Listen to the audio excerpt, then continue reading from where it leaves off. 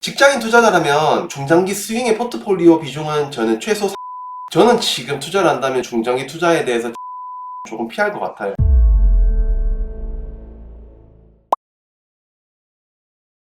안녕하세요. 대건남자입니다. 오늘은 많은 분들이 궁금해하시는 이야기 중에 하나를 해볼까 하는데요. 단기 투자에 대해서 사실 많은 분들이 어떻게 그렇게 직장인이 투자해요? 라는 말을 굉장히 많이 해요. 저는 단기 투자만 하는 사람이 아니고요. 중장기 스윙에 대해서도 꾸준히 투자를 하고 있는 투자자기도 해요. 많은 분들이 궁금해하시는 거는 어떤 섹터를 어떻게 얼마나 투자를 하는가가 사실 가장 궁금한 부분이 아닐까라고 생각을 했어요. 그래서 저는 지금 개인적으로 현금성 자산, 즉 주식과 관련된 그리고 현금으로 운영할 수 있는 자산이 현재 제 재산의 한 8, 90%를 차지하는 상황이라서 조금 더 안전한 포트폴리오가 꼭 필요한 상황이에요. 그렇다고 해서 예를 들어 20, 30대 투자자라면 너무 안전한 투자만 해서는 안 된다라는 말씀도 꼭 드리고 싶거든요. 어떨 때는 조금 과감한 투자가 필요하고요. 어떨 때는 조금 안전한 투자가 계속 이렇게 변화해가는 상황에 따라 대처하는 그런 과정이 필요하다고 말씀드릴 수가 있는데요. 대부분의 많은 채널과 책에 보면 1년, 2년, 3년 가져갈 주식에 대한 중장기 투자를 권하는 경우가 많아요. 하지만 다르게 생각을 하면 내가 단기 투자를 병행하는 이유는 포모에 대해서 우리는 아주 쉽고 아주 가까운 곳에서 느낄 수가 있거든요. 예를 들어 최근에 나는 초전도체로 몇 배 벌었어. 2차 전지로 과거에 몇 배 벌었고 지금도 벌고 있어. 로봇으로 몇 배 벌었어. 등의 말을 주위에서 많이 들을 수가 있어요. 실제로 제가 가는 카페에서 어르신들이 하는 얘기를 들어보면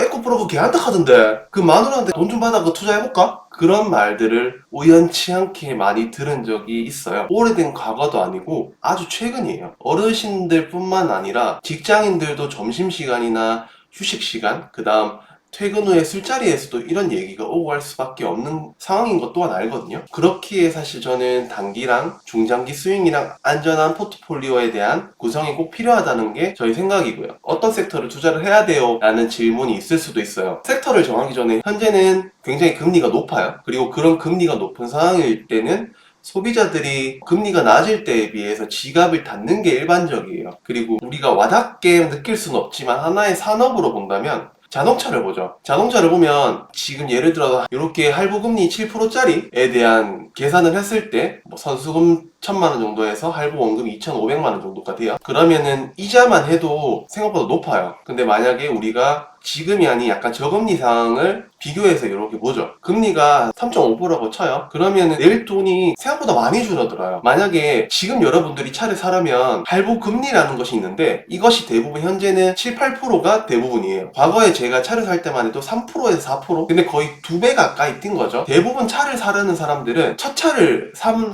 분도 물론 있겠지만 대부분 수요를 보면 더 좋은 차로 새 차로 바꾸기 위해서 바꾸려는 분들이 더 많은 수요를 차지하는 걸로 예상을 하고 있어요. 그러면 그런 상황에서 현재 금리에서 굳이라는 생각을 가질 수도 있고요. 그러면 바꾸려는 시도를 뒤로 미룰 가능성이 높아요. 만약에 차가 잘 팔리지 않으니까 자동차 업계에서는 아마 추가 발주 축소를 지시를 할 거예요. 그렇게 되면 보유 재고에 대한 할인 판매를 시작할 거고요. 그러면 제값을 받지 못하게 되니까 기업 이익이 감소하는 결과를 가져올 거예요. 이는 연쇄적으로 실적 예상치를 하회하는 결과를 가져올 가능성이 높아요. 발주가 축소가 되니까 공급망 기업들이 매출 및 가동률이 하락하는 그런 상황이 일어나고 최악의 상황이 치닫게 되는 거죠. 그래서 하나의 자동차 산업을 봐도 저는 지금 투자를 한다면 중장기 투자에 대해서 자동차는 조금 피할 것 같아요. 위에 보시는 재무제표처럼 현재 고금리 상황임에도 불구하고 꾸준하게 매출액이 증가하고 영업이익이나 순이익이 증가하는 기업을 찾는 게 가장 첫 번째 순서예요. 방법은 여러 가지가 있어요. 기업을 찾고 그 섹터를 보는 방법이 있고요. 어떤 섹터를 보고 거기에서 기업을 찾는 방법이 있는데 그거는 각자의 스타일에 따라서 하시면 돼요. 나는 이게 더 관심이 있다라는 쪽으로 투자를 하시면 되고 생각을 하시면 돼요. 하나의 예를 들어 본다면 현재 가정이 있는 가장의 경우에 직장인의 경우에는 월급은 오르지 않는데 물가는 계속 오른다라는 게 가장 큰 고민일 거예요. 거기에서 차지하는 부분은 대부분 먹거리에 대한 문제가 굉장히 클 건데요. 또 하나의 재무제표 이거를 보면 이상기후의 상황에 따라서 식량이나 에너지 문제가 계속 대두가 되고 있어요. 그래서 대동이라는 기업은 농기계 부문에서 트랙터, 콤바인, 이양기 같은 그런 것들을 공급하는 회사인데, 현재 북미 지역과 더불어 유럽 지역이나 아시아 지역에 농기계 발주가 계속 쏟아져 나오고 있는 상황이에요. 이런 고금리 상황에서도 꾸준하게 발주가 나오고 수요보다 공급이 굉장히 타이트한 이런 상황에 있는 기업이 있어요. 최근의 상황만 두고 본다면 실적 서프라이즈에 대한 주가 변동성이 굉장히 큰 걸로 알고 있어요. 이 기업을 보면 작년 4분기 대비해서 올해 1분기 매출의 영업이익 같은 걸 경우에 보면 각 성장이 19%, 영업이익의 경우에는 443% 가까이 증가한 것을 볼 수가 있어요. 직장인 투자자라면 중장기 스윙의 포트폴리오 비중은 저는 최소 30%에서 40%는 돼야 된다고 생각을 하거든요. 그래서 이런 고금리 상황에 실적 성장을 꾸준히 해주는 기업과 앞으로 우리 사회에 정말로 문제가 돼서 거기에 수혜를 받을 수 있는 기업을 찾아서, 그런 섹터를 찾아서 투자하는 방법이 저는 가장 맞다고 생각을 해요. 특히 직장인은 안정적인 추가 수입이 있을 경우에 직장 생활에서도 그렇고 어떤 내가 모임을 가서라도 자신감이 생겨나는 그런 상황을 아마 많이 경험을 했을 거예요. 곳간에서 인심 난다라는 말을 들어봤을 거예요. 저 또한 그래요. 쪼달리고 돈이 없는데 뭐 하나 살 때 일일이 따져보고 계산을 하고 그랬어요. 지금은 친구들을 만나도 그냥 내가 살게, 다음에 네가 사라, 약간 이런 식의 행동이 나오는 것부터 하나씩 바뀌기 시작하더라고요. 중장기 스윙 포트폴리오의 비중이 30%, 40%라고 한다면 나머지 포트폴리오 구성은 어떻게 하면 될까? 개인적으로 저는